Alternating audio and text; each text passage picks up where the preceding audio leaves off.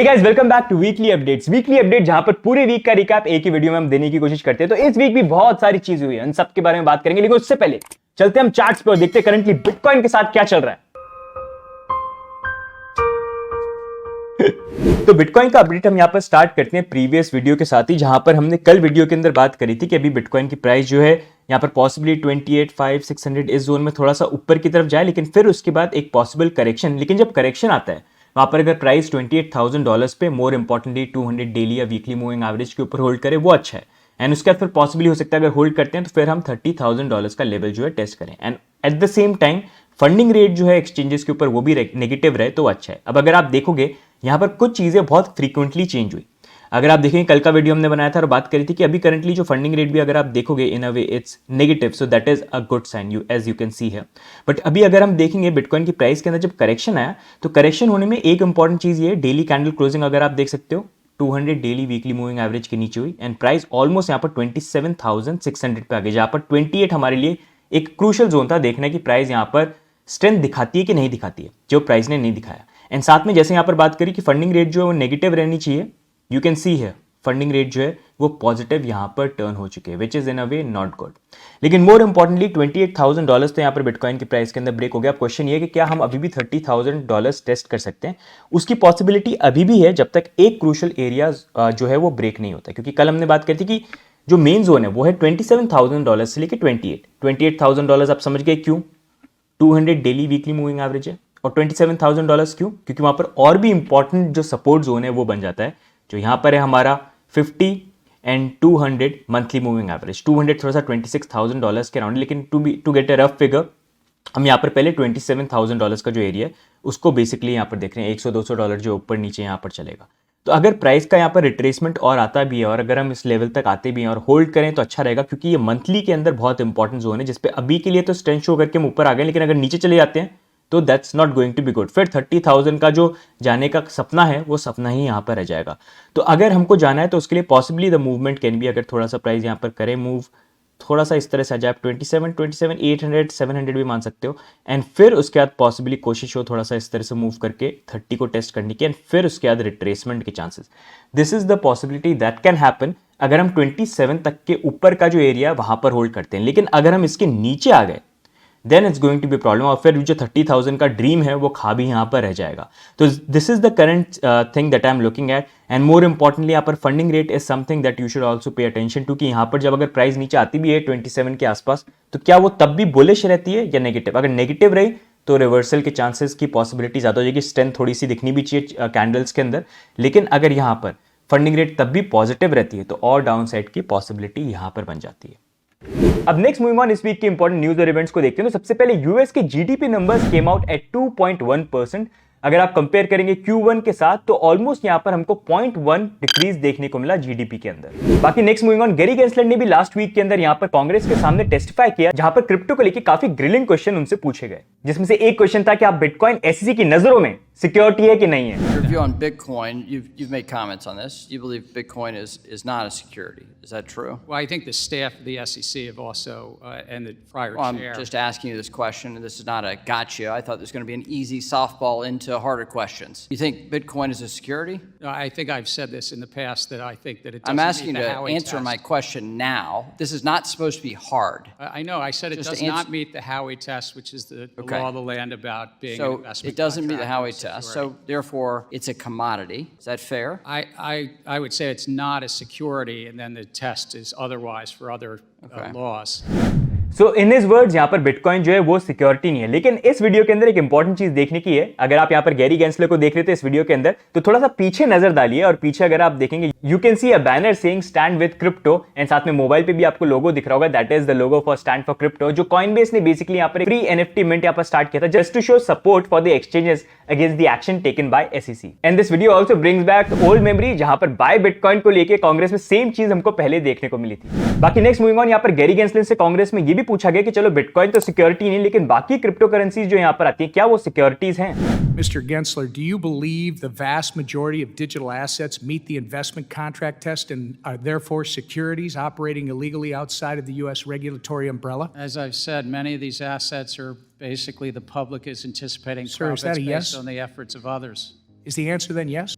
Again, without prejudging anyone, I do think that the significant Reclaiming my majority time. are I'll take it as a investment yes. contracts. And to be clear, sir, and as always Gary Gensler के हमेशा जो जवाब होते हैं वो हमेशा एक grey area के अंदर होते हैं, जहां पर येस और नो का आंसर कभी भी नहीं मिलता है। साथ में यहाँ पर गैरी गेंसले से भी पूछा गया कि अगर मैं पोकेमॉन का कार्ड खरीदता हूं तो क्या वो सिक्योरिटी होता है, और वैसी पोकेमॉन का एनएफटी टोकन में खरीदता हूं तो क्या वो सिक्योरिटी है। Suppose I were to purchase a Pokemon card. Would doing so constitute a security transaction? You could purchase a Pokemon card.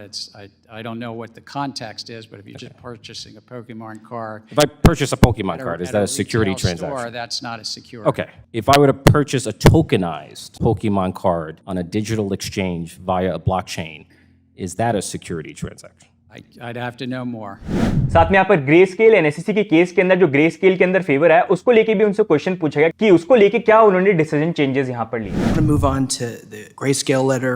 I sent a letter to you yesterday along with my colleagues, Congressman Flood, Torres, and Emmer, urging you to approve the listing of spot Bitcoin ETPs after your recent loss in court to Grayscale. Now that the SEC has the court's decision in hand, rejecting your rationale for denial, does the SEC plan to approve the current pending spot Bitcoin ETF applications? Thank you for your letter. I did read it last night. Again, we're still taking this under advisement. It's a recent court action, and staff and commissioners will take it up as appropriate. So overall इस hearing के अंदर यही बात हुई, लेकिन more over Gary गेंसले की तरफ से यही हमेशा बोलना था कि यहाँ पे क्रिप्टो स्पेस जो है it is filled with fraud and manipulation, and in the end उनका किसी भी क्वेश्चन के ऊपर डायरेक्ट आंसर जो था वो यहाँ पर नहीं था, और इन्हीं आंसर्स के कारण काफी कांग्रेसमैन भी यहाँ पर फ्रस्ट्रेटेड थे जिन्होंने उनको सीधे यहाँ पर स्लैम भी किया। You have 30 major rulemakings, but you won't even provide basic documents to us.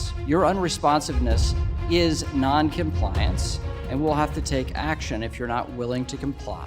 I've asked you to answer the questions as short as I can so I can use the time I have, and it's clear that you would like to avoid answering the questions, in my opinion. This is a question to which you should know the answer because the definition of an investment contract is the central issue. That's what determines the extent of your authority. That's what determines the applicability of federal securities law to crypto transactions. And your inability to answer that question is baffling to me. You're pushing a woke political and social agenda, and I think abusing your role in the authority of the SEC. अब अगर आपने देखा इस hearing के अंदर ETF को लेके काफी पूछा गया, इनफैक्ट लास्ट हियरिंग्स के अंदर भी उनसे स्पॉट ETF के बारे में पूछा गया था। इनफैक्ट यहाँ पर कुछ कांग्रेसमैन ने यहाँ पर बिटकॉइन स्पॉट ETF को लेके भी लेटर्स भेजे थे कि भाई इतने टाइम क्यों लगा रहा है, जल्दी से उसको अप्रूव करो। Grayscale letter. I sent a letter to you yesterday along with my colleagues, Congressman Flood, Torres, and Emmer, urging you to approve the listing of spot Bitcoin ETPs after your recent loss in court to Grayscale. और मजे की बात यहाँ पर है कि जब ये लेटर और ये हियरिंग वगैरह हुई उसके जस्ट बाद जितने भी पेंडिंग बिटकॉइन स्पॉट ETF के डिसीजन थे उसको मूव कर दिया नेक्स्ट डेडलाइन तक, चाहे वो ब्लैक रॉक हो, वेलकरी हो या बिटवाइज हो। एंड इन सारी चीजों को देखने के बाद ये लग रहा है या तो गैरी गेंसले को पहले रिजाइन करने के लिए फोर्स करा जाएगा, जो बाइडेन एडमिनिस्ट्रेशन के लिए अच्छा नहीं होगा और पॉसिबिलिटी उसकी थोड़ी सी कम है जब तक वो इलेक्शन लूज नहीं करते हैं, या फिर दूसरा ये कि मिड 2024 में हमको बिटकॉइन स्पॉट ETF देखने को मिले, तब यूएस के इलेक्शन भी आ जाएंगे तो थोड़ा सा फेवरेबल हो सकता है कोई चीज करने की यहाँ पर कोशिश करे। बट मोर इंपॉर्टेंटली जो भी होना है पॉसिबिलिटी तो लग रही है कि अगले साल ही यहाँ पर होगा, इस साल तो होने वाला नहीं। बाकी नेक्स्ट मूविंग ऑन, यहाँ पर कांग्रेस में गैरी गेंसले टेस्टिफाई कर रहे थे, लेकिन हमारे माइकल सल्लू भाई, माइकल सेलर भाई, उन्होंने और बिटकॉइन जो है यहाँ पर बाय कर लिया। मतलब माइकल सेलर एक ऐसे इंसान है जो जहां से भी लोन मिलता है, जो भी मिलता है वो लेके जितने बिटकॉइन बाय कर सकते हैं वो बाय करें। इनफैक्ट कुछ भरोसा नहीं है, घर का फर्नीचर भी आज की डेट में बेच के वो बिटकॉइन को बाय करते होंगे। जहां पर इस बार उन्होंने एक्वायर करे अराउंड 5445 बिटकॉइन फॉर 147 मिलियन, जिसपे एवरेज प्राइस उनकी थी $27,053। और ये रीसेंट बिटकॉइन एक्वायर करने के बाद अब माइक्रो स्ट्रेटजी करंटली हॉडल्स 158,245 बिटकॉइन, जो टोटल उन्होंने एक्वायर करें $4.68 बिलियन में, जिसमें अब एक उनकी बिटकॉइन की एवरेज प्राइस बन जाती है $29,582। बाकी नेक्स्ट मूविंग ऑन हम इंडिया पे आते हैं, तो इंडिया के एमपी है कार्ति चिदम्बरम, जिन्होंने फाइनेंस मिनिस्टर को एक लेटर लिखा है जहां पर उन्होंने ये बोला कि इंडिया के अंदर काफी स्कोप है Web3 को आगे डेवलप करने का, लेकिन अभी भी करंटली यहाँ पर इंडिया के अंदर इस इंडस्ट्री को लेके यूपीआई की सर्विसेज यहाँ पर अवेलेबल नहीं है। तो गवर्नमेंट को यहाँ पर कंसिडर करना चाहिए और यूपीआई की सर्विस जो अभी करंटली अवेलेबल नहीं है, बहुत प्रॉब्लम यहाँ पर फेस करते हैं, वो यहाँ पर अवेलेबल करवानी चाहिए। सुझाव तो बहुत अच्छा है, लेकिन देखते हैं सुझाव जो है कहीं इंप्लीमेंट होता है कि नहीं होता है। क्या लगता है भाई, होगा कि नहीं होगा? आप लोग रोना बंद कीजिए, मेरे तक आवाज आ रही है। बाकी अब नेक्स्ट मूविंग ऑन, इंडिया से हम चलते हैं चाइना के ऊपर। तो चाइना में अगर आप देखेंगे बिटकॉइन को कोर्ट के अंदर एक यूनिक डिजिटल करेंसी बोला गया। यहाँ पर चाइनीज कोर्ट के अंदर बिटकॉइन का लीगल स्टेटस और उसके एट्रीब्यूट जो उसके बारे में डिस्कशन हो रहा था। In fact People's Bank of China ने भी यहाँ पर रिकॉग्नाइज किया कि crypto currencies are financial in nature and currently भी वो चाइना के अंदर यहाँ पर बैन नहीं है। एंड अभी करंटली इस डिजिटल करेंसी के जो लीगल एट्रीब्यूट्स हैं वो रेगुलेटरी स्टैंड से यहाँ पर क्लियर नहीं, क्योंकि कुछ क्लैरिटी जो है अभी तक यहाँ पर गवर्नमेंट की तरफ से भी नहीं आया। इसी कारण से जुडिशियल डिसीजंस लेने में उनको यहाँ पर प्रॉब्लम आती है। लेकिन करंटली यहाँ पर बिटकॉइन की जो प्रॉपर्टी एट्रीब्यूट्स है, जैसे कि वो यूनिक है, उसको रेप्लिकेट यहाँ पर नहीं कर सकते हैं, उसको कोर्ट ने यहाँ पर एक्नॉलेज किया। And despite bitcoin not being a legal currency in China, bitcoin की जो एट्रीब्यूट्स हैं उसको डिनाई नहीं कर सकते। तो इन a way unique digital currency का दर्जा जो है हमारे बिटकॉइन को यहाँ पर मिल चुका है इन चाइना।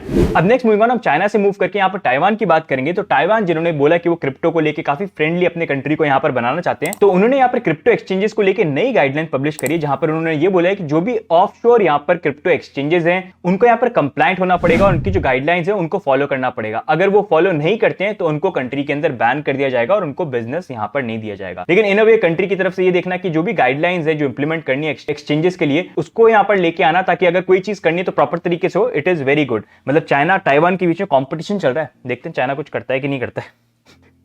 बाकी नेक्स्ट मूविंग ऑन, हम बात करते हैं यहाँ पे बिटकॉइन के ऊपर ऑर्डिनल्स के बारे में। BRC-20 अगर आपको नहीं पता तो ऑलरेडी हमने एक वीडियो बना रखा है, you will understand what it is all about.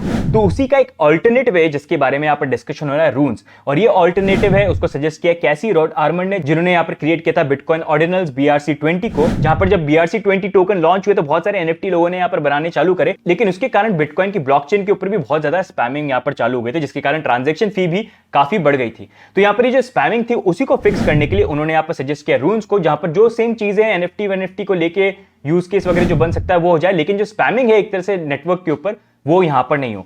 साथ में केसी रॉड आर्मंड ने ये भी चीज रिकॉग्नाइज करी कि करंटली 99.9% NFT जो बिटकॉइन ऑर्डिनल्स के ऊपर है वो यहां पर स्कैम्स हैं या मीम्स हैं। एंड ही आल्सो फील्स कि सैडली ये भी जो चीजें ये रहने वाली है, ये जाने वाली नहीं है। तो यहां पर बिटकॉइन के ऊपर रूल्स का जो सजेशन है उसको लेके बिटकॉइन फ्रंटियर फ्रंट ने यहां पर कंसीडर किया कि अराउंड वो $100,000 जो डेवलपर्स को देंगे, ताकि वो यहां पर रून की जो एप्लीकेशन है उसको यहां पर बना पाए। एंड एक्चुअली में यहां पर रूल्स अभी BRC-20 की जो UTXO प्रॉब्लम है स्पैमिंग की, उसको फिक्स कर पाता है कि नहीं कर पाता है, और उसको लेके और ऑप्शन होता है क्या बिटकॉइन के ऊपर इथेरियम जैसा। We'll have to wait and see.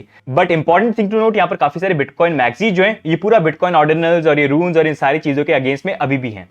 बाकी नेक्स्ट मूविंग ऑन बात करते हैं, तो चेज यूके ने यहाँ पर ब्लॉक करने चालू कर दिया क्रिप्टो पेमेंट साइटिंग फ्रॉड्स। उनका यहाँ पर ये बोलना है कि क्रिप्टो के लेके यहाँ पर बहुत फ्रॉड होते हैं, तो उसी को लेके आप अपने कार्ड को यूज करके आप क्रिप्टो पेमेंट्स यहाँ पर नहीं कर सकते। बाकी नेक्स्ट मूविंग ऑन, इस क्रिप्टो फॉल के अंदर हमको बहुत सारे गॉड्स देखने को मिले और उन गॉड्स का फॉल भी देखने को मिला, जैसे सैम बैंकमैन-फ्रीड जेल के अंदर है, आप डू क्वान लूना के फाउंडर उनको देख सकते हैं, और साथ में यहाँ पर 3 एरो कैपिटल के सुजू, अब उनको फाइनली यहां पर अरेस्ट कर लिया गया। उनको अरेस्ट किया गया चांगी एयरपोर्ट सिंगापुर के अंदर, जहां पर उनको 4 महीने की प्रिजन दी गई है। उनको अरेस्ट करने का रीजन था कि उन्होंने कोर्ट का एक ऑर्डर जो था उसके साथ कंप्लाई नहीं करा, तो उनको यहां पर पकड़ा गया है। एंड साथ में यहां पर उनके जो को फाउंडर है काइल डेविस, उनके लिए भी अरेस्ट वारंट लिखा हुआ है, लेकिन करंटली उनके वेयर अबाउट अभी पता नहीं। साथ में अथॉरिटीज यहां पर ये भी प्लान करी कि 4 महीने के लिए जेल में रखा है, तो 4 महीने में भाई ये 3 एरो कैपिटल ने जो पैसे यहां पर डुबाए हैं उसमें से जितने रिकवर हो सकते हैं उसको रिकवर करने के लिए इन्वेस्टिगेशन वगैरह वो कोशिश यहां पर करेंगे। लेट्स सी कुछ बचाए कि नहीं बचाए, मेरे को तो लगता है सब उड़ा दिया दोनों ने यहां पर। बाकी नेक्स्ट मूविंग ऑन, बाइनेंस जिनके लिए ये पूरा साल जो है काफी ट्रबलसम रहा है, उन्होंने फाइनली यहां पर रशिया मार्केट से एग्जिट कर लिया, जहां पर उन्होंने रशिया मार्केट को सेल कर दिया एक नए एक्सचेंज कॉमिक्स को।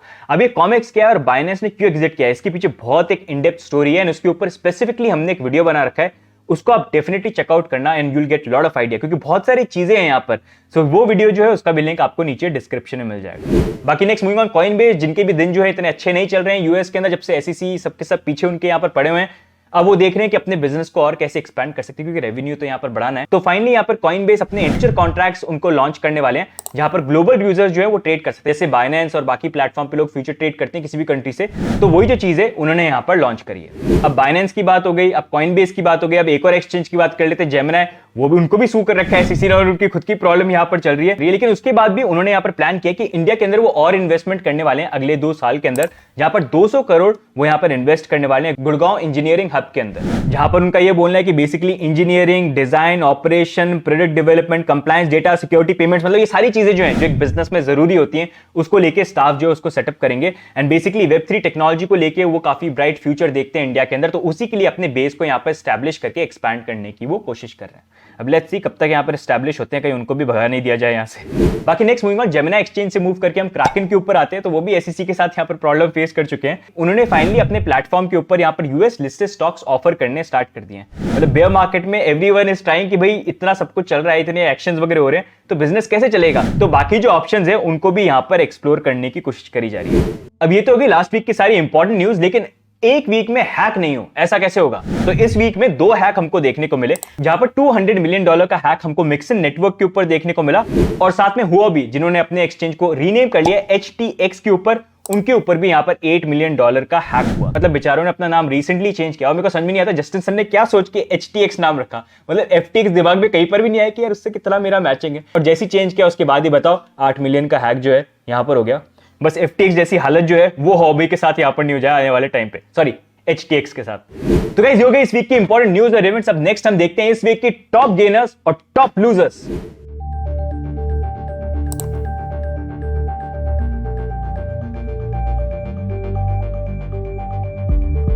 अब नेक्स्ट मूविंग ऑन हम कवर करते हैं fun fact of the week, more like drama of the week, जहां पर Ben Armstrong also known as BitBoy, जिनका एक यूट्यूब चैनल था and he was known to promote pump and dump scam coins. अपने followers का काफी advantage उन्होंने यहाँ पर उठाया, और वैसे एडवांटेज जो था उनके चैनल को लेकर उनके बिजनेस पार्टनर ने उठाया, जहां पर उनको उनके चैनल से किकआउट यहाँ पर कर दिया गया। जब ये चीज हुई तो बेसिकली रीजन ये दिया गया था कि because Ben Armstrong he wanted to get a good physique, because लोग उनके फिजिक का मजाक बनाते थे, तो उन्होंने स्टेरॉइड अब्यूज करना यहाँ पर चालू कर दिया ताकि अच्छी बॉडी बन जाए। और साथ में he is married but he was having an extra marital affair with CEO of Ben token, जिसको भी वो खुद यहाँ पर काफी प्रमोट कर सकते हैं, और उसको लेके भी he has been doing lot of naughty stuff.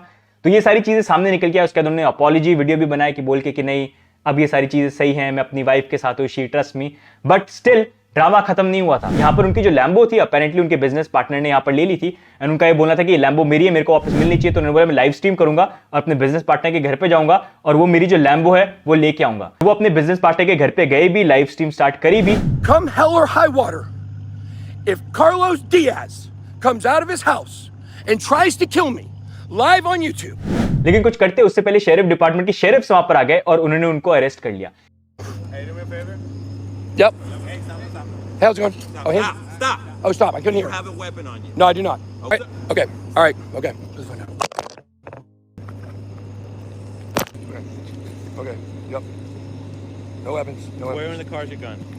और सबसे फनी चीज जब शेरिफ उनसे पूछे थे कि तुम्हारी कार के अंदर कौन है, तो बताने से डर रहे थे। What's that? Who's in your car? Who's in my car? Yes. Okay. Let's, Who's in your car? who's in my car?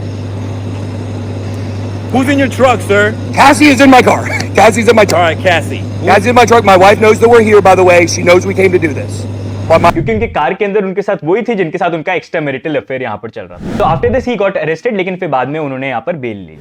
तो गाइस ये हो गया इस बार की वीकली अपडेट। अगर आपको वीकली अपडेट अच्छे लगे तो डू लाइक, डू सब्सक्राइब और कमेंट करके बता दो what you think about bitcoin and the entire market. बाकी मिलेंगे हम नेक्स्ट अपडेट के अंदर, तब तक के लिए bye and take care, see you guys, bye bye. Done.